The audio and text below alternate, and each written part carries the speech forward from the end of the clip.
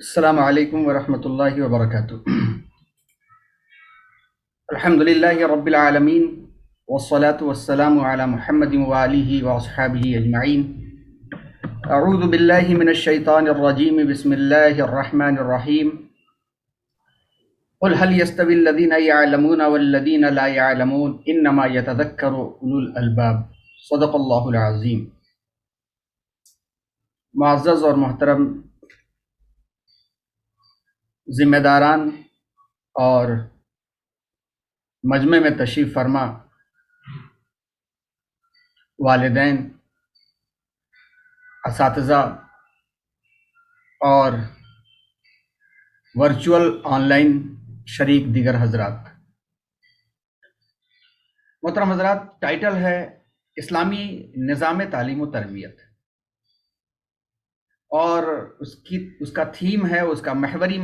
موضوع ہے سورہ زمر کی آیت نمبر 9 کہ اللہ تعالیٰ نے اپنے نبی صلی اللہ علیہ وسلم سے فرمایا کہ آپ کہہ دیجئے کہ بھلا جو لوگ علم رکھتے ہیں اور جو نہیں رکھتے دونوں برابر ہو سکتے ہیں۔ یقیناً نصیحت تو وہی پکڑتے ہیں جو عقل مند ہے۔ اس ٹائٹل کے اکارڈنگ اور اس ٹائٹل کو سامنے رکھتے ہوئے جن باتوں پر آگے آپ کے سامنے گفتگو کرنا ہے اور جو باتیں آپ کے سامنے پیش کرنی ہیں وہ اس سلائیڈ سے سمجھا جا سکتا ہے اور اس سلائیڈ سے اس کی وضاحت ہو سکتی ہے۔ آگے کی جو بھی گفتگو ہوگی جس میں انشاءاللہ علم اور تعلیم کی مختصر وضاحت، تربیت کی مختصر وضاحت، اور پھر اسلامی نظام تعلیم کا مقصد اور اس کا مرجع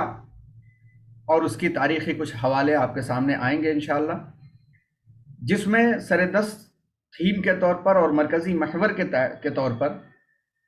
جو عنوان اور جو سلائیڈ آپ کے سامنے ہے وہ ہے اسلامی نظام تعلیم و تربیت۔ اسلامی نظام تعلیم و تربیت کو پوری طرح سے سمجھنا ہے اور اگر جاننا ہے تو اسلامی نظام تعلیم و تربیت مکمل ہوتا ہے ان 5 زمروں میں جا کر کے، اور یہی 5 زمرے ہمیں اور آپ کو سمجھ میں آ گئے، اور جب سمجھ میں آئے تو ہم نے اور آپ نے یعنی مسلمانوں نے قیادت کی ہے، اور اس قیادت میں پوری دنیا کو دیا ہے اور پوری دنیا نے ان سے لیا ہے، جس میں تعلیم اور تربیت صرف خواندگی اور تحریر یعنی ریڈنگ اینڈ رائٹنگ کا نام نہیں تھا، بلکہ تعلیم اور تربیت سکے کے 2 کوائن کی طرح سے استعمال کیے جاتے تھے، اور اس کا ایک رخ بھی اگر سادہ ہے تو دوسرا رخ قابل قبول نہیں ہو سکتا، اس اعتبار سے تعلیم اور تربیت کا مفہوم سمجھا جاتا تھا۔ اور یہ تعلیم اور تربیت آزادہ نہیں تھی کہ کوئی شخص بھی کھڑا ہو گیا اور وہ کوئی شخص بھی اس نے کچھ کہہ دیا اور کہہ کر کے اس کی بات عام ہو گئی اور چل پڑی، ایسا نہیں تھا، بلکہ صالح اقدار جو تھی، جو ویلوز تھے اور جو اچھی رہنمائی تھی، یہ تعلیم کا ضروری عنصر قرار پایا تھا۔ صحیح رہنمائی اور اچھی رہنمائی اور صالح اقدار میں تعلیم اور تربیت کا عمل اس وقت پورا ہوتا تھا جب تعلیم تعمیل میں آتی تھی، عمل میں آتی تھی، پریکٹس میں آتی تھی۔ چنانچہ ہم دیکھتے ہیں کہ اسلامی نظام تعلیم میں دور اول سے لے کر کے اب تک جو طرز اور طریقہ ہوتا ہے اس میں پہلے چیزیں پڑھائی جاتی ہیں، اس کو پھر فوراً عمل میں لایا جاتا ہے۔ طہارت کے بارے میں پڑھایا جاتا ہے اور طہارت کے فوراً بعد پھر وضو کی طہارت کو کیسے حاصل کیا جائے عمل میں لایا جاتا ہے۔ نماز کو صحیح طریقے سے پڑھنے کی چیزیں بتائی جاتی، پھر عمل میں اسے لایا جاتا ہے۔ اسلام ٹوٹلی جو ہے وہ عمل سے تعلق رکھتا ہے، جس عمل کے بغیر اسلامی نظام تعلیم مکمل نہیں ہوتا، اور عمل کے بعد تیسری چیز وجود میں آتی ہے تبلیغ، اس کو پہنچانا، کیونکہ یہ ذمہ داری ہر ایک مسلمان کی قرار دی گئی ہے کہ وہ ایک بات، چاہے وہ ایک ہی بات کیوں نہ ہو، وہ دوسروں تک پہنچائے۔ بلغوا عنی ولو آیا، کما قال النبی صلی اللہ علیہ وسلم، کہ میری طرف سے بات پہنچاؤ، چاہے وہ ایک ہی نشانی کیوں نہ ہو، ایک ہی آیت کیوں نہ ہو، ایک ہی بات کیوں نہ ہو۔ اور پھر اسی طرح سے تبلیغ کے ساتھ ساتھ ترویج، کہ ایسا نہیں کہ ہم نے جو ہے ایک کو پہنچا دیا اور اس کے بعد سے خاموش بیٹھ گئے. اس سچائی کو اور اس عمل کو رواج دینا اور اس کی اشاعت کرنا اور اس کو عام کرنا اور اس کا ساتھ دینا، یہ جو ہے تعلیم کے پورے پروسیجر کا ایک حصہ ہے. تو اس پورے سلائیڈ سے یہ بات ہمارے سامنے ہمیں سمجھ میں آنی چاہیے کہ تعلیم صرف یہی نہیں ہے کہ ہم نے کچھ لکھنا پڑھنا جان لیا تو ہم تعلیم یافتہ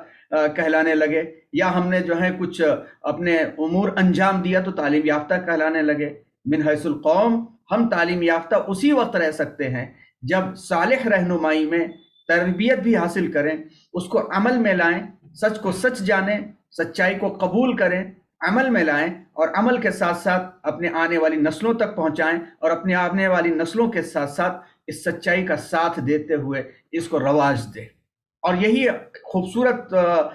پہلو ہمیں قرآن اور حدیث اور ہمارے اپنے بڑوں کی زندگیوں میں بھی نظر آ جائے گا. ان الحسنات یذہبن السیئات میں نظر آ جائے گا کہ اچھائیوں کو فروغ دو، جتنا اچھائیاں فروغ ہوں گی برائیاں خود بخود مٹتی چلی جائیں گی. یہ ترویج اور اشاعت کا کام ہے. الا فلیبلغ الشاہد الغائب، کہ آپ میں سے جو لوگ موجود ہیں ان کی ذمہ داری ہے کہ جو ابھی موجود نہیں ہیں ان تک اس پیغام کو اور بات کو پہنچانے کے فریضے میں ہمیں نظر آ جائے گا. کنتم خیر امت اخرجت للناس تأمرون بالمعروف وتنہون عن المنکر وتؤمنون باللہ. You are the best and chosen nation. آپ جو ہے منتخب ایک امت ہے، آپ کو پروڈیوسڈ فار مینکائنڈ، پوری انسانیت کے لیے بھیجا گیا ہے. آپ کا کام یہ ہے کہ اچھائیوں کو فروغ دو، اس کا حکم کرو، عمل میں لاؤ، اس کو رواج دو، برائیوں سے رکو، برائیوں سے روکو، برائیوں کا ساتھ چھوڑو، اور اللہ پر ایمان اور یقین رکھو. اب اس تمہیدی گفتگو کے بعد اب آئیے ایک ایک کر کے اسلامی نظام تعلیم اور تربیت کو اور سمجھتے ہوئے آگے ہم بڑھتے ہیں. عنوان تربیت، تعلیم اور تربیت کا چل رہا ہے، اور اس میں اسلامی نظام و تعلیم و تربیت کا جو ٹارگٹ ہوتا ہے، جو مرکز ہوتا ہے اور جو منزل ہوتی ہے، وہ یہ حدیث پاک ہے کہ اللہ کے رسول صلی اللہ علیہ وسلم نے فرمایا الا وان فی الجسد مضغہ اذا صلحت صلح الجسد کلہ واذا فسدت فسد الجسد کلہ الا وہی القلب. سن لو، بے شک جسم میں ایک خون کا لوتھڑا ہے، جب وہ درست رہتا ہے تو تمام جسم درست رہتا ہے. اب جب وہ بگڑ جاتا ہے تو پورا جسم بگڑ جاتا ہے. سنو، اس کا نام دل ہے. دل ساتھ دوست نہ دل ساتھ دشمن. دل کا معاملہ یہ ہے کہ دل کو سمجھنے کے لیے ایک کمپاس سے اس کی مثال دی جا سکتی ہے کہ جس طرح سے ایک پائلٹ، ایک کیپٹن اپنا جہاز لے کر کے چلتے ہوئے جس چیز کے اوپر ہر دم نگاہ رکھتا ہے، وہ نگاہ رکھتا ہے کمپاس کی سوئی کے اوپر، کہ اگر کمپاس کی سوئی سے تھوڑے لمحے کے لیے وہ غافل ہو گیا اور تھوڑے وقت کے لیے اس نے غفلت برت دی اور کمپاس کی سوئی ہلکی سی ہٹی اور اس نے یہ سوچا کہ ابھی تو بالکل فریکشنز کے لیے اور سیکنڈز کے لیے یا ملی میٹرز کے لیے یہ ہٹی ہے، کوئی حرج نہیں ہے، تو اس کا جہاز اگر بامبے سے لندن کے لیے چلے تو یقیناً گھوم کر کے کہیں پہنچ جائے گا، وہ لندن تو نہیں پہنچ سکے گا. یہی حال ہمارے اور آپ کے اور انسانیت کے دل کا ہے کہ دل کا قطب نما ایمان ہے، اور ایمان کی طرف سے تھوڑی سی توجہ ہٹی اور اس کی طرف سے تھوڑا سا معاملہ ہٹا کہ ارے ابھی تو یہ بہت چھوٹا سا معاملہ ہے. آہستہ آہستہ آہستہ آہستہ ہو کر کے وہ پورا کا پورا معاملہ ایمان سے نکل کر کے کفر و گمراہی تک پہنچ جائے گا، اور انسان جو ہے صحیح منزل مقصود تک نہیں پہنچ پائے گا. اسی وجہ سے قرآن مجید کی یہ سورہ بنی اسرائیل کی آیت ہمیں اور آپ کو اس سمت میں رہنمائی دیتی ہے. ان السمع والبصر والفؤاد کل اولئک کان عنہ مسئولا، کہ سماعت کے بارے میں، بصارت کے بارے میں، اور اسی طرح سے الفؤاد دل کے بارے میں، ہر ایک چیز کے بارے میں ہر سوال کیا جائے گا. از ہزاراں کعبہ یک دل بہتر است، دل بدست آیت تو حج اکبر است. یہ اسلامی نظام کا پوری فلسفی ہے کہ دل مرضی رب العالمین کے تحت اگر ہے، دل اگر اللہ کے نبی صلی اللہ علیہ وسلم کے فرمان کے مطابق ہے کہ دل صحیح ہے تو پورا جسم صحیح، تو اسی طرح سے اگر دل کا نظام صحیح تو جسم کا نظام صحیح، جسم کا نظام صحیح تو خاندان کا نظام صحیح، خاندان کا نظام صحیح تو معاشرہ صحیح، اور جو معاشرہ صحیح تو پوری انسانیت صحیح ڈگر پہ جائے گی. اور اس دل کو اللہ کی مرضی سے ہٹا کر کے مرضیات میں لگا دیا جائے تو اسلامی نظام تعلیم کنارے ہو جاتا ہے، اور رب کی مرضی کی مطابقت والی زندگی ہم سے اور آپ سے بسر نہیں ہو سکتی. تو دوسری بات ہم نے یہ دیکھی کہ اسلامی نظام تعلیم میں جو مرکز ہے، جو ٹارگٹ ہے، وہ یہ ہے کہ دل ہمارا اللہ تبارک و تعالیٰ کی دیے ہوئے اصول اور فرما برداری کے مطابق ہونا چاہیے۔ اسلامی نظام تعلیم کا سب سے بڑا ٹارگٹ یہی ہے کہ دل کی دنیا کو پہلے درست کرنے کا نظام برپا کرتا ہے۔ علم کیا ہے؟ اکارڈنگ ٹو ڈکشنری اور لغات کے مطابق علم یعلم عربی کا ورڈ ہے، اس سے یہ ڈرائیوڈ ہے، اس سے یہ نکلا ہے، جس کی میننگ اور جس کا مفہوم ہے کہ کسی چیز کو کما حقہ جاننا، اس کی ریالٹی کے ساتھ اس کو جاننا اور پہچاننا بھی، حقیقت کا ادراک کرنا، پرسیو کرنا، کانفیڈنس اس میں حاصل کرنا، یقین حاصل کرنا اور اس کو محسوس کرنا اور کانفیڈنٹلی یقینی طور پر اس کو معلوم کرنا۔ یہ تاج العروس اور محیط المحیط میں یہ وضاحت علم کی گئی ہے۔ اور اسی طرح سے علم کی وضاحت یہ بھی کی گئی ہے، العلم ادراک الشیء بحقیقتی، علم کسی بھی چیز کو، کسی بھی شے کو اس کی حقیقت کے حوالے سے جان لینے کا نام ہے۔ اس وضاحت کے بعد اب تعلیم کیا چیز ہے؟ جب کسی بھی چیز کو، پین ہے تو اس کی ریالٹی کے ساتھ اس کی پہچان ہوگی کہ پین ہے، تو اس کا استعمال کیا ہے یہ بھی پہچان ہوگی، اس کو کس طرح کھولا جاتا ہے، کس طرح لکھا جاتا ہے، کس طرح پکڑا جاتا ہے، یہ سب کے سب علم کی وضاحت میں جب ہے تو اس کے بعد شروع ہوتا ہے معاملہ تعلیم کا، ایجوکیشن کا۔ تعلیم دراصل سیکھنے کی سہولت فراہم کرنے کا ایک عمل ہے، ایک میڈیم ہے جس سے بچے یا اسٹوڈنٹس علم، ہنر، اقدار، ویلیوز، بلیف، عقائد، عادات، بیہیویئر کو سیکھ سکتے ہیں۔ یعنی تعلیم کا تعلق براہ راست انسانی شعور اور فہم سے ہے، ڈائریکٹ جو ہے انسانی پرسپشن اور ادراک اور انسان کے کانشیس سے ہے کہ شعور بہتر ہوتا چلا جائے اور فہم، انڈرسٹینڈنگ صحیح ہوتی چلی جائے، اور اس کے لیے سکھانے کا یعنی تعلیم کا عمل انجام دیا جاتا ہے۔ مشہور ماہر تعلیم مارک کے اسمتھ نے تعلیم کی وضاحت کی ہے اور یہ کہا ہے کہ تعلیم سچائی اور مواقع کے حصول کا عمل ہے، ریالٹی اینڈ اپارچونٹی۔ جو ریالٹی ہے، جو ہمارے سامنے چیزیں ہیں، اس کو جاننا، اس کو پہچاننا، اور جو اپارچونٹیز اس کے ذریعے سے ہیں اس کو حاصل کرنا، اس کو کھول نکالنا، اس کو اچیو کرنے اور اس کے حاصل کرنے کا عمل ہے۔ اب جب یہ تعریف ہمارے سامنے آئی، اس کے بعد سے تعلیم کا مقصد کیا ہوتا ہے؟ بہت ساری وضاحتیں ہیں، چونکہ مختصر وقت ہے اس لیے مقصد پر پہنچنے کے لیے اس کو چھوڑتے ہوئے مختصر آپ کے سامنے یہ بات رکھی جاتی ہے کہ تعلیم کے دو طرح کے مقاصد تعلیم ہمارے سامنے اس وقت موجود ہیں۔ ایک تو جو جنرل پیراڈائم ہے، عمومی پیراڈائم، اس کے تحت تشکیل پانے والا مقصد کنونشنل ایجوکیشن جو ہے، فارمل ایجوکیشن جو ہے، جس کو ماڈرن ایجوکیشن آج کہتے ہیں، جس کو جو ہے اسکول اور کالج اور اداروں میں پڑھایا جاتا ہے، جو آج ایجوکیشنل سسٹم کے تحت جو ہیں وہ چل رہے ہیں، ایک تو مقصد اس کے تحت کا ہے۔ دوسرا جو پرپز ہے وہ اسلامک پرسپیکٹیو میں اور اسلامک تناظر میں تشکیل پانے والا مقصد ہے۔ تو ہمارے سامنے دو طرح کے مقاصد جو ہیں عام طور پر اس وقت موجود ہوتے ہیں۔ عام مقصد جو ہے، جو جنرل پیراڈائم والا جو پرپز ہے، جو مقصد ہے، اس کا مقصد کیا ہے کہ تعلیم کا مقصد یہ ہے کہ بچے کے اندر تجسس یعنی کیوریازٹی اور لرننگ اور سیکھنے کے لیے موٹیویشن اور رغبت پیدا کرنے میں تعلیم مدد کرتی ہے، کہ بچے کے اندر جو کیوریازٹی ہے کہ یہ کیسے ہو سکتا ہے، کیا ہو سکتا ہے، اس کو حل کرنے کے لیے تعلیم جو ہے وہ فیسیلیٹیشن دیتی ہے، یعنی اس کو مواقع دیتی ہے، تاکہ باشعور فرد، سمجھدار فرد کے طور پر بچہ ایک نشو و نما پا سکے اور معاشرے کا مفید حصہ بن سکے اور انسانیت کی فلاح میں حصہ لے سکے، اپنی زندگی کو اچھا کر سکے۔ خود اعتمادی،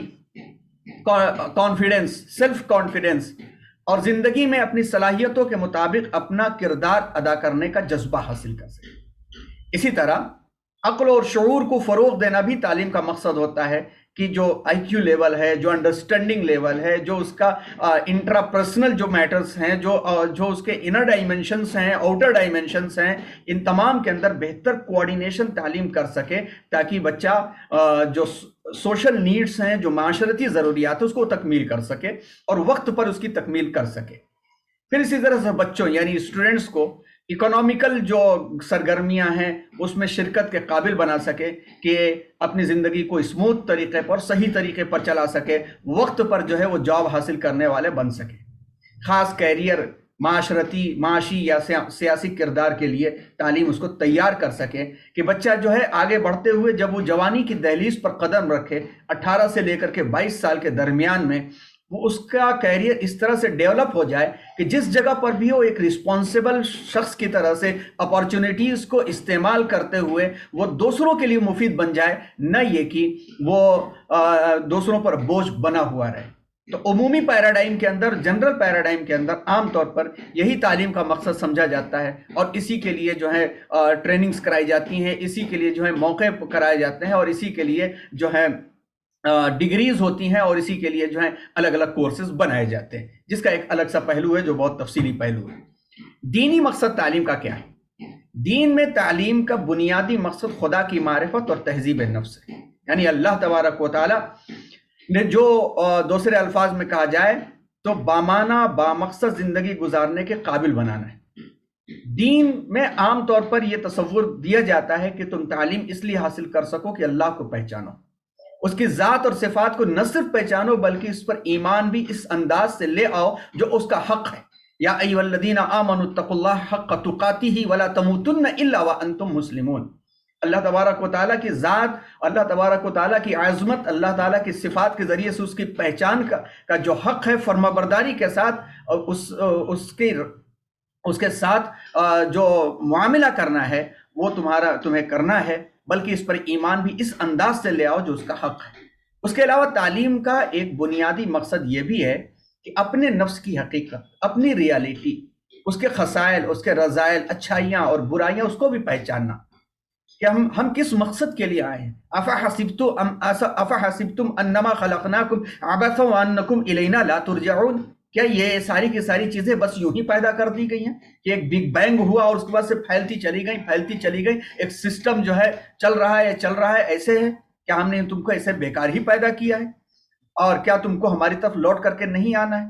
تو دینی تعلیم کا بھی مقصد ہے کہ اپنی ریالٹی کو، اپنی رسپانسبلٹی کو بھی پہچانا جائے۔ کیوں اللہ تبارک و تعالیٰ نے ہمیں پیدا کیا؟ کیوں اللہ تعالیٰ نے ہزار مخلوقات میں سے الگ سا ایک مقام دیا؟ نہ تو ہمیں صرف اور صرف جو ہے ہربی وورس بنا دیا، نہ ہمیں صرف کارنی وورس بنا دیا، نہ ہمیں جو ہے آٹوٹراف بنایا، نہ ہمیں جو ہے ایسا بنایا کہ کیڑوں کی طرح زندگی بسر کریں، نہ ہم سورس آف انرجی ہیں، نہ ہم فوٹو سنتھسس کر کے جو ہے دوسروں کے لیے خوراک کا انتظام کر سکتے ہیں، نہ تو جانوروں کی طرح بوجھ اٹھانے کے لیے۔ تو پھر ہمارا مقام کیا ہے؟ کیوں ہمیں یہاں پہ بھیجا گیا ہے؟ تو دینی تعلیم کا بنیادی مقصد یہ ہوتا ہے کہ یہ جاننا کہ میری زندگی کا اصل مقصد کیا ہے، میں کس کام کے لیے آیا ہوں، کیا میں وہ کام ادا کر رہا ہوں یا نہیں کر رہا ہوں، یہ بھی دینی تعلیم کا مقصد ہوتا ہے۔ اب آئیے تعلیم کے ساتھ ساتھ تربیت پر بھی نظر کرتے ہوئے آگے بڑھیں۔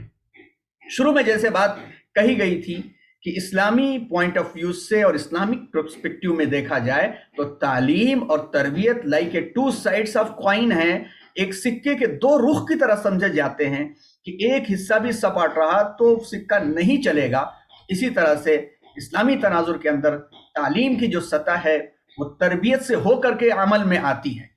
اور تربیت کا لفظ عربی زبان سے آیا ہے جس کا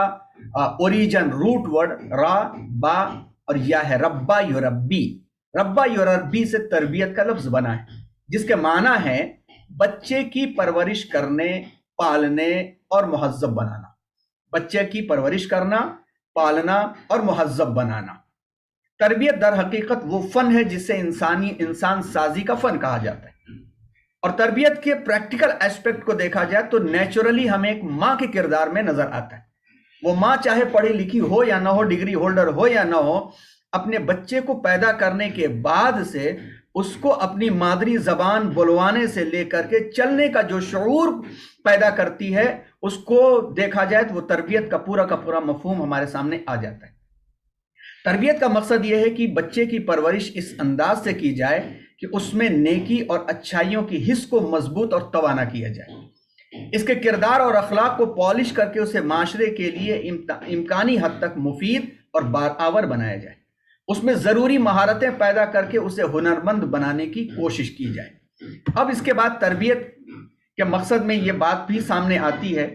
کہ بچے میں نفس میں موجودہ برائی اور فسق و فجور کی حس کو کمزور کیا جائے، نفسانی خواہشات پر کنٹرول کرنے کی عادت ڈلوائی جائے، نیز اس بچے میں موجود ہر قسم کے نقائص اور عیوب کو ختم کرنے یا کم از کم کرنے کی کوشش کی جائے تاکہ وہ اپنے لیے اور معاشرے کے لیے امکانی حد تک مفید بن سکے، اور تمام ضرر رسا نگیٹو پرورٹڈ اعمال، افعال اور رویوں ایٹیٹیوڈ سے اجتناب کرے، یوں معاشرہ اس کے ضرر یعنی اس کے نگیٹو پوائنٹ سے سیف رہ کر کے، محفوظ رہ کر کے، اس کے پازیٹیو پوائنٹ، اس کے سبلیمیشن سے استفادہ کر سکے اور فائدہ اٹھا سکے۔ آج علم بڑھ رہا ہے اور انسانیت مر رہی ہے۔ معاش کو حاصل کرنے کے لیے، جیب کو بھرنے کے لیے، پیٹ کو بھرنے کے لیے بہت ساری اپارچونیٹیز بہت بڑھائی جا رہی ہیں، پڑھو پڑھو پڑھو پڑھو، لیکن تربیت نہ ہونے کی وجہ سے انسانیت مر رہی ہے۔ لا موجود الا البطن والمعدہ کا جو کانسیپٹ ہے، اس کانسیپٹ کے ساتھ جو یورپ نے ویسٹرن کلچر نے کانسیپٹ دیا تھا کہ دنیا کے اندر اپنی جیب بھرو اور پیٹ بھرو کے علاوہ کچھ بھی نہیں ہے، تو یہ چیز آج ایجوکیشن کے اندر شامل ہوتی چلی جا رہی ہے اور تربیت کا عنصر ختم ہو رہا ہے۔ جبکہ ہم جانتے ہیں کہ تعلیم انسانی فہم اور شعور کی سطح ہے۔ تعلیم جو ہے انسان کو انڈرسٹینڈنگ سکھاتی ہے، اس کے کانشیس کو بڑھاتی ہے، اس کے کانشیس میں چیزوں کو لاتی ہے، جس سے انسان اچھائی کو اچھا اور برائی کو صرف برا جان سکتا ہے۔ صرف علم میں بات آتی ہے، جبکہ تربیت اس کے آگے کی سطح ہے، جس میں شعوری علم اس کے مزاج کا حصہ بن جاتا ہے، جس کے نتیجے میں اچھائی اس کو اچھی لگنے لگتی ہے، برائی اس کو بری لگنے لگتی ہے، یعنی اس کا مزاج اور اس کی طبیعت اس علم کے مطابق ڈھل جاتی ہے۔ اس کا مزاج ڈھل جاتا ہے، اس کی طبیعت ڈھل جاتی ہے، لیکن صرف اور صرف پڑھو پڑھو پڑھو سے مزاج نہیں ڈھلتا ہے، اور نتیجہ یہ ہوتا ہے کہ انسان کما کر کے تو بہت عروج پر پہنچ جاتا ہے، مگر وہ اپنے رشتے اور ناتوں کو بھول جاتا ہے، ماں باپ کو اٹھا کر کے اولڈ ایج ہوم کے میں ڈال دیا کرتا ہے، اور ان کے مزار پہ بس پھول چڑھانے کا اہل ہوتا ہے، باقی اور کچھ اس میں قربانی دینے کا جذبہ باقی نہیں رہتا۔ اسلام نے جس چیز کی طرف توجہ کی ہے، اس توجہ کے اندر علوم کی تقسیم دیکھا جائے تو مقصد کے اعتبار سے علم صحیح معنی میں وہی علم کہلائے گا جو انسان کو اپنے مالک اور خالق کے نزدیک کر دے، اللہ کی معرفت عطا کر دے، اور اس کی حقیقی بندگی اور اس تک رسائی عطا کر دے۔ اس کے برعکس ایسا علم جو بندے کو اپنے رب سے دور لے جاتا ہے، وہ اللہ کے نزدیک علم نہیں۔ تو معرفت کے اعتبار سے اور اپنے مالک اور خالق کی بندگی اور حقیقی بندگی کو ادا کرنے کے اعتبار سے دیکھا جائے، اور اس نیت کے اعتبار سے دیکھا جائے، تو جس علم کی بھی تعلیم اور تربیت حاصل کی جائے گی تو وہ سارے کے سارے علوم دین کے زمرے میں شمار ہوں گے اور دینی دائرہ کار سے وہ دور نہیں ہوں گے۔ اس اعتبار سے جب ہم علوم کی تقسیم کریں گے تو ہمیں بایولوجی ہو، فزکس ہو اور سائیکالوجی ہو، کیمسٹری ہو، پولیٹکس ہو، سوشالوجی ہو، اکنامکس ہو، ہسٹری ہو، لا ہو، نیوکلیئر ٹیکنالوجی ہو، کمپیوٹر سائنس ہو، مینجمنٹ ہو، کامرس ہو، ماس کمیونیکیشن ہو، یا میٹاورس ٹیکنالوجی ہو، یا آنے والی نئی راہیں جتنی بھی ہیں، یہ سب کے سب جو ہے دین کے علوم میں شمار ہوں گے۔ اور جب دین کے علوم میں یہ چیزیں شمار ہوتی ہیں تو دین کے علوم ہمارے سامنے جب آتے ہیں، اور جب نیتیں ہماری جب درست ہوتی ہیں، تو نیتوں کی درستگی کے تحت جو بھی چیزیں ہم پڑھتے ہیں وہ چیزیں ہمارے لیے بھی مفید ہوتی ہیں، ہمارے معاشرے کے لیے مفید ہوتی ہیں، اور ہم سے جڑے ہوئے لوگوں کے لیے مفید ہوتی ہیں، سب سے بڑھ کر کے اللہ کی بندگی کی راہیں کھولتی۔ مثال کے طور پر مقصد کے اعتبار سے، مثال کے طور پر ایک ماں باپ ہیں جن کو شوق یہ ہے کہ ہم اپنے بچے کو میڈیکل فیلڈ میں ڈالیں گے۔ میڈیکل فیلڈ میں اس لیے ہم ڈالیں گے کہ اس کے ذریعے سے ہمارا بچہ اللہ تبارک و تعالیٰ کی جو نشانیاں، عظیم الشان نشانیاں ہیں جو انسانی جسم میں اللہ تعالیٰ نے رکھی ہیں، سنوریہم آیاتنا فی الآفاق وفی انفسہم حتی یتبین لہم انہ الحق، کہ ہم نشانیاں اپنے عنقریب دکھا دیں گے کہ ہماری برحق ہے رب کی ذات، اور اللہ تعالیٰ نے جو چیزیں پیدا کی ہیں حق کے ساتھ پیدا کی ہیں، وہ یہ نیت رکھتا ہے، اور یہ نیت رکھتا ہے کہ احادیث کے اندر مریضوں کی عیادت، لوگوں کی خدمت، یہ اتنا بڑا مقام ہے کہ اللہ کے رسول صلی اللہ علیہ وسلم نے فرمایا کہ جو شخص مریض کی عیادت کے لیے نکلتا ہے وہ جو ہے فرشتوں کے استغفار کے سمندر میں غرق رہتا ہے حتی یرجع، یہاں تک کہ وہاں سے واپس آ جائے۔ تو اپنے بچے کی وہ تربیت کرتے ہیں، یہ مزاج بناتے ہیں، اور اس مزاج کے ساتھ اس پر محنت کرا کر کے اس کو میڈیکل کے میدان میں لے جاتے ہیں۔ اب وہ بچہ اس مزاج کے ساتھ جب میڈیکل کے میدان میں جاتا ہے اور ان باتوں کو یاد رکھتا ہے، اور یاد رکھ کر کے رزق حلال کے ساتھ ساتھ ان علوم کے ذریعے سے اللہ تبارک و تعالیٰ کی عظمتیں اپنے اندر دوبالا کرتا ہے، وہ غور کرتا ہے جسم کی باریکیوں میں، آرٹریز اور وینز کے اعمال کے اندر، اور ریسپیریٹری سسٹم کے اعمال کے اندر، وہ جو ہے جینیٹک انجینئرنگ کے اندر غور کرتا ہے، وہ جو ہے کروماٹین مٹیریلز کی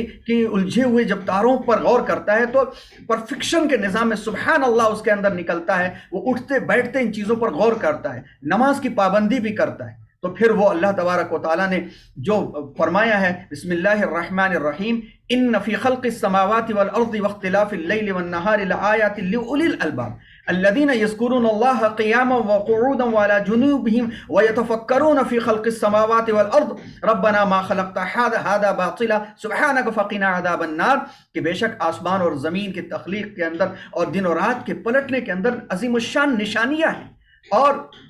وہ لوگ جو غور کرتے ہیں، اللہ کے نیک بندے وہ ہیں جو اللہ کی نشانیوں پر غور کرتے ہیں، کھڑے بیٹھے اور لیٹے ہوئے اللہ کو یاد کرتے ہیں، وہ یتفکرون فی خلق السماوات والارض، اور آسمان و زمین کی تخلیق میں غور کرتے ہیں، اور اس کے بعد کہتے ہیں کہ اللہ آپ نے کسی چیز کو بیکار نہیں پیدا کیا ہے، سبحانک آپ کی ذات پاک ہے، ہم کو عذاب سے بچائیے۔ تو یقیناً یہ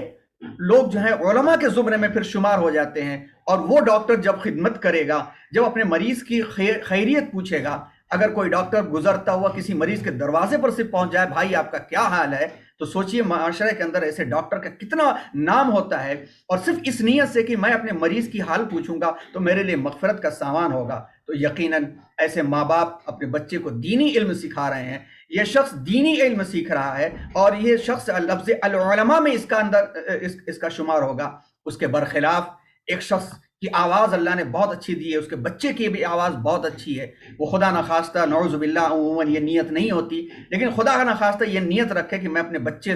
کو جو ہے اچھی طرح سے قرآن پڑھنا میں سکھاؤں گا، اور نعت پڑھنا میں سکھاؤں گا، اور اس قرآن پڑھنے پر میں فیس لوں گا، 5,000 روپے فیس 1 گھنٹہ پڑھنے کا، 10,000 روپے فیس 2 گھنٹہ پڑھنے کا، تو اس کا یہ قرآن پڑھنا، اس کا یہ قرآن اور تلاوت کروانا دنیاوی علم بن جائے گا، اور عین ممکن ہے کہ اس کی پکڑ بھی ہو جائے۔ تو اس بسم اللہ الرحمن الرحیم، ابھی ہم لوگوں کی گفتگو چل رہی تھی اسلامی نظام تعلیم و تربیت پہ، اور اسلامی نظام تعلیم و تربیت میں ہم نے قرآن مجید کی آیت سورہ زمر کی آیت نمبر 9 کی روشنی میں یہ غور کرنا شروع کیا تھا کہ اسلامی نظام تعلیم و تربیت کیا ہے اور اس کا مقصد کیا ہے، اور اس سلسلے میں سب سے پہلی سلائیڈ آپ کے سامنے یہ رکھی گئی تھی کہ اسلامی نظام تعلیم و تربیت کا جو پورا خاکہ بن کر کے آتا ہے وہ صرف تحریر اور خواندگی یعنی ریڈنگ اور رائٹنگ نہیں، بلکہ تربیت کے ساتھ ملا ہوا ہوتا ہے، اور وہ تربیت کسی اچھی رہنمائی میں ہوتی ہے، اور جب اچھی رہنمائی میں ہوتی ہے تو عمل وجود میں آتا ہے، عمل جب وجود میں آ جاتا ہے تو تبلیغ ضروری ہو جاتی ہے، تبلیغ کے ساتھ ساتھ اس کو پھیلانا ضروری ہو جاتا ہے۔ یہ اسلامی نظام تعلیم و تربیت کا ایک خاکہ تھا۔ اسلامی نظام تعلیم و تربیت کا جو محور اور مرکز تھا وہ دل کی درستگی تھی، جس کے بارے میں حدیث آپ کے سامنے پیش کی گئی، اور یہ بات لائی گئی کہ دل کی درستگی میں جو سب سے امپورٹنٹ پوائنٹ ہے، جو وہ کی فیکٹر ہے، جو شاکلید ہے، وہ یہ ہے کہ دل کا قطب نما ایمان ہے، اور جب تک اس بیس اور اس بنیاد کے اوپر ہمارا ہر دم، ہر آن، ہر لمحے عمل نہیں ہوگا تو قطب نما سے سوئی تھوڑی سی بھی ہٹی تو ڈائیورژن ہو جائے گا، صحیح راہ نہیں آ سکے گی۔ اور علم کی وضاحت آپ کے سامنے کی گئی، تعلیم کی وضاحت کے ساتھ ساتھ تعلیم کا عمومی مقصد اور تعلیم کا دینی مقصد آپ کے سامنے لایا گیا، اور اس کے بعد تربیت کے بارے میں یہ بات کہی گئی کہ اسلامک پوائنٹ آف ویو کے اندر تعلیم اور تربیت لائک 2 سائڈ سے کوائن ہے، یعنی ایک سکے کے 2 رخ کی طرح سے ہیں، کہ جب تک نظریے کے ساتھ عمل وجود میں نہیں آتا ہے اس وقت تک تعلیم مکمل نہیں ہوتی، اور اسلام عمل کا نام ہے،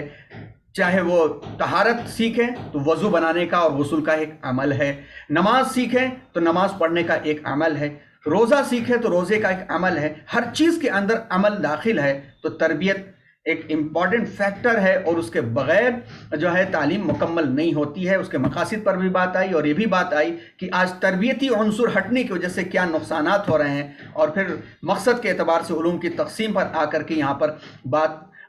پہلے زمرے کے اندر پوری ہوئی تھی کہ نیتوں کے اعتبار سے علوم کی تقسیم ہوتی ہے، اور اسلام کے اندر علم ایک ہی علم ہے، علم جدید اور علم قدیم کا، اور دنیاوی علم اور دینی علم کا کوئی عنصر یہاں پایا نہیں جاتا ہے۔ نیت کے اعتبار سے کچھ مثالیں آپ کے سامنے دی گئی۔ جب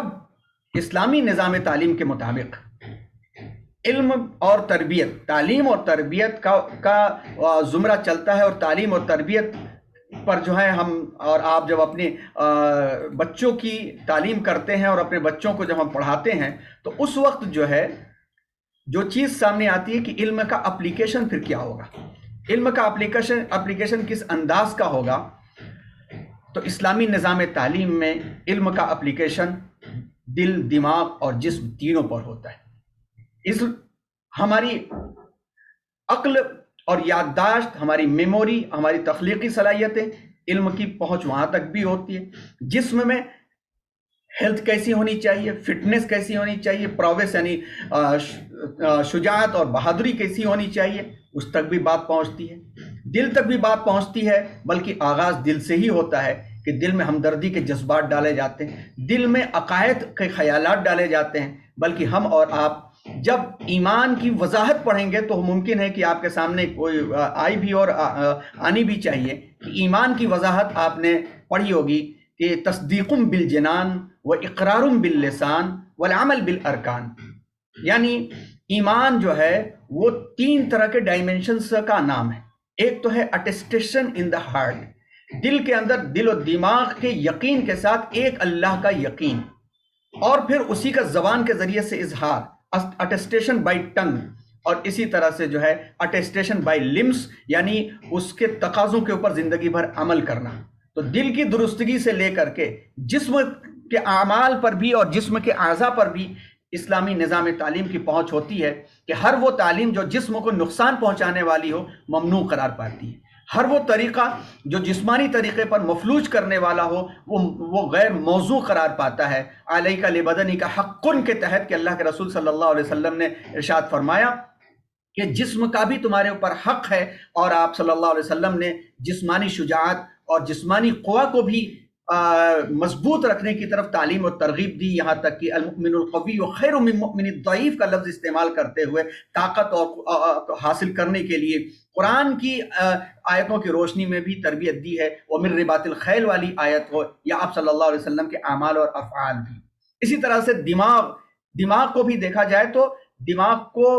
مضبوط کرنے کے لیے اور دماغ کو رب کی مرضی کے تابع رکھنے کے لیے اور معاشرے کے مفید شہری بنانے کے لیے ہر ان کاموں کی طرف لگنے کی طرف تاکید کی گئی ہے جو مفید ہوں، یہاں تک کہ گمشدہ چیزیں کو حکمت کو گمشدہ چیز قرار دے کر کے اس کی تاکید بھی کی گئی۔ تو جب مقصد کے اعتبار سے ہمارا اور آپ کا مقصد جب درست ہو جاتا ہے تو اس کی پہنچ دل، دماغ اور جسم تینوں تک پہنچتی ہے۔ اب آئیے ایک نظر یہ دیکھتے ہوئے آگے بڑھتے ہیں کہ اسلامی تعلیم کی بیس اور بنیاد کیا ہے۔ اسلامی تعلیم کی بیس اور بنیاد عام طور پر جو ماہرین نے بھی لکھی ہے، قرآن مجید کے اندر بھی ہے، احادیث مبارکہ کے اندر ہے، سب سے پہلی بنیاد توحید ہے۔ یعنی جو کریکولم توحید کے خلاف کریکولم ہے وہ اللہ کی مرضی والا کریکولم اور نصاب نہیں ہے، اس میں کہیں نہ کہیں خرابی آتی ہے۔ ساری کائنات کا خالق، مالک، رزاق اور فرمانروا انسان اللہ ہے۔ سارے انسان اس کے بندے اور غلام ہیں، اور فرمانروائی صرف اس کے لیے مخصوص ہے۔ ہر ایک کو اس کا تابع فرما بردار رہ کر کے رہنا چاہیے اور اسی کے سامنے سر جھکانا چاہیے۔ تو اسلامی نظام تعلیم و تربیت کی اساس اور بیس کیا ہے؟ وہ توحید ہے۔ دوسری چیز رسالت ہے۔ اللہ نے انسانوں کی ہدایت کے لیے اپنے رسول بھیجے، رسول اپنے ساتھ اللہ کا فرمان لائے۔ حضرت محمد صلی اللہ علیہ وسلم اللہ کے آخری رسول ہیں۔ حضرت صلی اللہ علیہ وسلم پر نبوت کا سلسلہ ختم ہو گیا۔ آپ صلی اللہ علیہ وسلم اللہ کا فرمان لائے اور اس پر چل کے دکھایا۔ اللہ کی کتاب اور رسول کی سنت کی اتباع میں ہی سارے انسانوں کی نجات ہے۔ تو اسلامی نظام تعلیم کی دوسری بیس جو ہے وہ رسالت ہے، اور رسالت میں بھی ختم نبوت کا بھی عقیدہ لازم اور ضروری ہے، کیونکہ اس وقت کئی ایسے نظام تعلیم چل رہے ہیں جو اس عقیدے کو ڈائلیوٹ کر رہے ہیں، اور وہاں سے اسلامی نظام تعلیم کے اوپر خطرہ اور خدشہ پیش آنے لگا ہے، اور نوجوان جو ہیں وہ بکھر رہے ہیں اور طرح طرح کی ازمز کا وہ شکار ہو رہے ہیں، اور وہ شکار ہو کر کے غلط راہوں کے اوپر جا رہے ہیں۔ اور اسلام توحید اور رسالت کے اس کانسیپٹ میں کہیں کمپرومائز نہیں کرتا، اور کوئی گنجائش نہیں اس کے اندر کمپرومائز کرنے کی کہ ہم ان کو بھی مان لیں ان کو بھی مان لیں اور سب کو سچ مان لیں۔ ہر ایک سچائی نہیں ہوتی، سچائی صرف ایک ہی ہوا کرتی۔ تیسری چیز ہے تعلیم کی اساس، کہ سب کچھ یہیں کے لیے نہیں ہے، آخرت بھی ہے۔ ان دار الآخرۃ لہی الحیوان، کہ آخرت جو ہے ہمیشہ ہمیش کی ایک دنیا ہے اور ہمیشہ ہمیش کی ایک زندگی ہے۔ یہ تصور اسلامی نظام تعلیم میں بٹھا دیا جاتا ہے۔ جب یہ تصور بیٹھ جاتا ہے تو انسان کچھ نہ کچھ کم بیش برداشت کر لیتا ہے اور لوگوں کے ساتھ ایڈجسٹمنٹ کرتا ہے۔ ٹرین میں ریزرویشن کے ساتھ چلتا ہوا شخص ہمیشہ اپنی منمانی سیٹ پہ ہی بیٹھ کے نہیں جا پاتا، ہمیشہ اپنی منمانی طریقے پر پاؤں پھیلا کے ہی نہیں جا پاتا۔ گرچہ اس نے سرمایہ لگایا ہے، گرچہ اس نے یہاں پہ ریزرو کیا ہے، لیکن اس کو معلوم ہے کہ جانا تو 100 کلومیٹر 200 کلومیٹر یا 1000 کلومیٹر ہے، ایک نہ ایک دن اس ٹرین کو چھوڑنا ہے۔ ہم کیوں اس ٹرین کی سیٹ کو ہم خوب سجائیں، پرفیوم لگائیں اور اسٹیکرز لگائیں اور وہاں پر خوب اچھا انتظام کریں؟ اگر اتنا سارا انتظام یہیں کے لیے کر گیا تو لے کے کون جا پائے گا؟ یہ تو ہم لے نہیں جا پائیں گے، یہاں سے اکھاڑ کے پھاڑ کر کے ضائع ہو جائے گا۔ تو اسلامک ایجوکیشن کے اندر، اسلامی نظام تعلیم میں یہ تصور جب دل میں بیٹھ جاتا ہے کہ لے کے نہیں جایا جا سکتا، دے کے ہی انسان جائے گا، تو پھر بیکار میں اپنا وقت کیوں ضائع کرے؟ ایسا کام کیوں نہ کریں کہ جو ہم لے کر کے جا سکیں اور وہاں پر بھی فائدہ ہو سکے۔ تو آخرت کا کانسیپٹ اور تصور خاص بنیاد اسلامی نظام تعلیم میں، کہ سارے انسان کو مر مٹ کر ایک روز اللہ کے حضور کھڑا ہونا ہے، اپنے کاموں کا حساب دینا ہے، اور کوئی بھی اس کی گرفت سے نہیں بچ سکتا۔ چوتھی چیز اسلامی نظام تعلیم کی جو اساس اور بیس ہے وہ ہے ریپریزنٹیشن، خلافت۔ انی جاعل فی الارض خلیفہ، انسان اللہ کا نمائندہ ہے یا خلیفہ ہے، یہ کانسیپٹ بٹھایا جاتا ہے اور یہ کانسیپٹ دیا جاتا ہے کہ انسان کے لیے صحیح رویہ یہ ہے کہ اللہ کی زمین پر اللہ کی مرضی کے مطابق زندگی گزارے۔ خدا ترسی، پرہیزگاری، انتظامی صلاحیت، جمہور کا اعتماد، سرداری کے لیے ضروری صفات ہیں۔ اس لیے انسان ایک تو اپنے طور پر ذمہ دار ہے اور ایک تو اپنے سے جڑے ہوئے معاشرے کا ذمہ دار ہے، اور یہ ذمہ داریاں بڑھتے بڑھتے پوری انسانیت کا ذمہ دار ہے۔ یہی وجہ ہے کہ انسان کو وہ طاقت اور صلاحیت نہیں دی گئی کہ جو دوسرے جانوروں کو خدمات کے لیے لگایا گیا۔ پیڑ پودوں کو لگا دیا گیا کہ وہ آکسیجن پروڈیوس کریں، جانوروں کو لگا دیا کہ وہ اپنے گوشت اور اپنے دودھ کے ذریعے سے اور اپنی خدمات کے ذریعے سے انسانوں کی خدمت کریں۔ ہر چیز کو انسان کی خدمت کے لیے لگایا گیا، تو انسان کس کام کے لیے؟ کیا انسان صرف جو ہے بیٹھ کے کھانے اور مزے اڑانے کے لیے؟ نہیں، انسان کو کچھ خاص ذمہ داری دی گئی، وہ یہ دی گئی کہ اس کائنات کے نظام کے اندر وہ اللہ کی مرضی کے مطابق اس کو صحیح درست طریقے پر چلانے کی کوشش کرے، اجتماعی نظام عدل اور انصاف کو قائم کرے، برائیاں مٹائے، بھلائیوں کو فروغ دے، اور سب کو اللہ کی مرضی کے مطابق چلائے۔ اور اسی طرح سے پانچویں چیز اسلامی نظام تعلیم کے اندر ہے کہ وحدت بنی آدم، مساوات اور اخوت۔ سارے انسان ایک ہی ماں باپ کی اولادیں ہیں، اس لیے آپس میں برابر اور بھائی بھائی ہیں۔ رنگ و نسل کا فرق اور امتیاز، ذات پات، چھوت چھات، یہ سب غلط اور من گھڑت باتیں ہیں۔ اونچ نیچ کا کوئی کانسیپٹ نہیں اسلام کے اندر۔ لا فضل لعربین ولا علی عجمین کے تناظر میں بھی، اور یا ایھا الناس انا خلقناکم من ذکر وانثی وجعلناکم شعوبا وقبائل لتعارفوا کے تحت یہ ساری کی ساری چیزیں ہمیں اور آپ کو بتا دی گئی، اور ہمارے اور آپ کے لیے جو ہے یہ بات سمجھا دی گئی خاص طور پر کہ ہم اور آپ اللہ تبارک و تعالیٰ کی نمائندگی کی خاطر کس طرح کے نظام کو اپنی زندگی کے اندر ہم برپا کریں، اور کس طرح کے نظام کو ہم اور آپ لے کر کے آگے چلیں۔ تو اب یہاں تک جو بات پہنچی وہ یہ پہنچی کہ اسلامی نظام تعلیم کے اندر تعلیم کا جو تصور اور کانسیپٹ کیا ہے۔ اب آئیے یہ دیکھتے ہوئے آگے بڑھتے ہیں کہ اسلامی نظام تعلیم و تربیت کا مثالی نمونہ کون سا ہو سکتا ہے، کیونکہ جب ہمارے لیے یہ بات قرآن میں کہہ دی گئی کہ لقد کان لکم فی رسول اللہ اسوۃ حسنہ، اسی اعتبار سے دیکھا جائے تو اللہ تبارک و تعالیٰ نے قرآن مجید میں یہ ارشاد فرمایا ہے 4 مقامات پہ، 2 جگہ سورہ بقرہ میں، ایک جگہ سورہ آل عمران میں، ایک جگہ سورہ جمعہ میں۔ یہاں پہ سورہ آل عمران کی آیت نمبر 164 164 ذکر کی جاتی ہے۔ بسم اللہ الرحمن الرحیم لقد من اللہ علی المؤمنین اذ بعث فیہم رسولا من انفسہم یتلو علیہم آیاتہ ویزکیہم ویعلمہم الکتاب والحکمۃ وان کانوا من قبل لفی ضلال مبین. حقیقت یہ ہے کہ اللہ نے مومنوں پر بڑا احسان کیا کہ ان کے درمیان انہی میں سے ایک رسول بھیجا جو ان کے سامنے اللہ کی آیتوں کی تلاوت کرے، انہیں پاک صاف بنائے، انہیں کتاب اور حکمت کی تعلیم دے، جبکہ یہ لوگ اس سے پہلے یقیناً کھلی گمراہی میں مبتلا تھے. یہ ہے اسلامی نظام تعلیم کا کریکولم. تھوڑا سا معذرت خواہ ہے اس میں، تھوڑا سا شارٹ کافی زیادہ ہو رہا ہے. کتنا وقت ہے میرے پاس؟ تو ویسے اوور ہو چکا ہے زیادہ، جتنا شارٹ کر لیں. یعنی ہم 5 منٹ میں ختم کر لیں؟ ٹھیک ہے، ہم 5 منٹ میں ختم کر لیتے ہیں. چونکہ یہ حکم ہو گیا ہے کہ وقت شارٹ ہو گیا ہے، اور وقت شارٹ اس وجہ سے ہوا کہ شاید 11:15 سے 12:15 ہمارا ٹائم تھا، مگر کافی وقت آپ لوگ حضرات کا آگے بڑھ رہا ہے. بہرحال بیسک کانسیپٹ آپ کو اگر سمجھ میں آ چکا ہے تو ہم سرسری طور پر سلائیڈیں گزارتے ہیں، اور اس کی PDF ہم جناب ابرار صاحب کو بھیج دیتے ہیں. آپ میں سے جن لوگوں پر اس پر غور کرنے کی خواہش ہو، کیونکہ ماشاءاللہ پڑھا لکھا طبقہ یہاں پر ہے، آپ ایک نظر اسے دیکھ لیں تو امید ہے کہ چیزیں اور آپ کو سمجھ میں آ جائیں گی. تو جو بات آپ کے سامنے آئی اس میں بیسک کانسیپٹ آپ کو سمجھ میں آ گیا ہوگا. اب یہ ہے اسلامی نظام تعلیم کا جو کریکولم ہے، وہ سورہ آل عمران کی روشنی میں آپ غور کیجئے گا، تفسیروں کو آپ پڑھیے گا، اور اس کی روشنی میں یہ غور کیجئے گا کہ اسلامی نظام تعلیم و تربیت کے میں جو کریکولم بنتا ہے، وہ کریکولم تربیت کے ساتھ جو بنتا ہے وہ یتلو علیہم آیاتی، تلاوت آیات 3 سے 6 سال کے بچوں میں آ جانا چاہیے. وَيُزَكِّيهِمْ تزکیہ نفس 7 سے لے کر کے 12 سال کے بچوں کے لیے آ جانا چاہیے. جیسا کہ یہ بھی حدیث ہے کہ بچے جب 7 سال کی عمر کو پہنچ جائے تو نماز کی تلقین شروع کر دو. 10 سال کی عمر تک جو ہے وہ تربیت پوری ہو جانی چاہیے، اور مزید 2 سال اور بڑھایا جائے تو اس میں اخلاقی پاکیزگی، طہارت اور ایک مسلمان بننے کے لائق کے جتنے معاملات ہیں وہ یہاں تک آ جانے چاہیے. پھر 13 سے 18 سال کا میں تعلیم کتاب اللہ، یعنی اللہ کی کتاب کے مطابق ہماری ذمہ داریاں کیا ہیں، اللہ کی کتاب ہمارے لیے گائیڈ بک اور رہنما کیسے ہے، یہ ساری کی ساری چیزیں ہمارے سامنے آ جانی چاہیے. پھر 19 سے لے کر کے 22 سال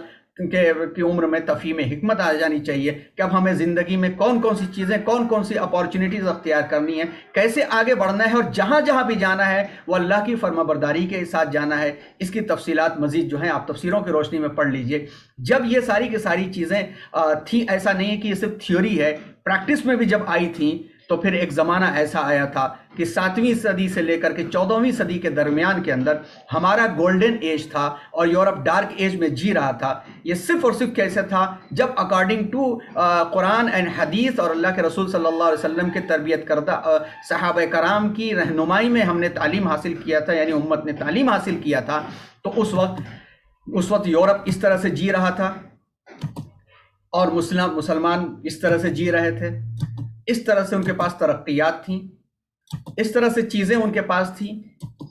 جس کو آپ چاہیں تو 1001 انوینشنز جو نیشنل جیوگرافک چینل نے کتاب شائع کی ہے، آپ کو امیزون وغیرہ پر بھی مل جائے گی. آپ اس میں جا کے دیکھ سکتے ہیں کہ انہوں نے خود دعویٰ کیا کہ 1001 ایسی ایجادات ہیں جنہوں نے جو ہے